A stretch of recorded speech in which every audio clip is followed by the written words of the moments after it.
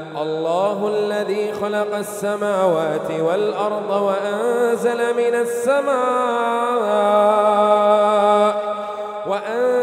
من السماء ماء فأخرج به من الثمرات رزقا لكم وسخر لكم الفلك لتجري في البحر بأمره